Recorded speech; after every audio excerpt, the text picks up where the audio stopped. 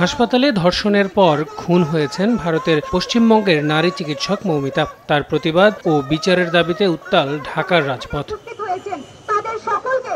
ঢাকা বিশ্ববিদ্যালয়ের রাজু ভাস্কর্যের সামনে ভারতের আন্দোলনকারীদের সঙ্গে একাত্মতা প্রকাশ করে নারীদের রাত দখল কর্মসূচি। শুক্রবার রাতে ঢাকা বিশ্ববিদ্যালয়ে রাজু ভাস্কর্যের সামনে সমাবেত হয়ে বিচার দাবিতে স্লোগান দেন নারীরা। শুধু মৌমিতা ধর্ষণ ও হত্যা নয়, দেশেও এমন প্রতিটি ঘটনার সুষ্ঠু বিচার এবং দায়ীদের দৃষ্টান্তমূলক শাস্তি সহ 15 দফা দাবি জানান তারা। সকল প্রকার লৈঙ্গিক বৈষম্যকারী আইন বাতিল করতে হবে। বিচার বিভাগের স্বচ্ছতা ও জবাবদিহিতা নিশ্চিতের জন্য বিচার বিভাগকে স্বাধীন করতে হবে। মনে রাখবেন, আজকে ঘটনাটা আপনার সাথে হয় নাই মানে এই না যে কালকে হবে না। আমাদের ক্যাম্পাস, আমাদের ঢাকা শহর এখনো রাতের বেলা মেয়েদের জন্য খুবই আনসেফ। এমন একটি আইন শৃঙ্খলা রক্ষাকারী বাহিনী চায় যারা ইয়াসমিন হত্যাকাণ্ডের মতো কোনো হত্যাকাণ্ড ঘটাবে না।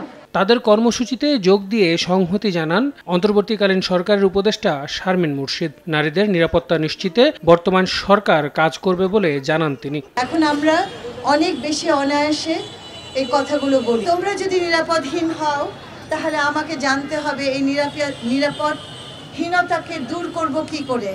আমি এসেছি তোমাদের কথা শোনার জন্য, আমি এসেছি শোনার জন্য তোমরা বলো আমরা কি করে এই নিরাপত্তাহীনতা দূর করব।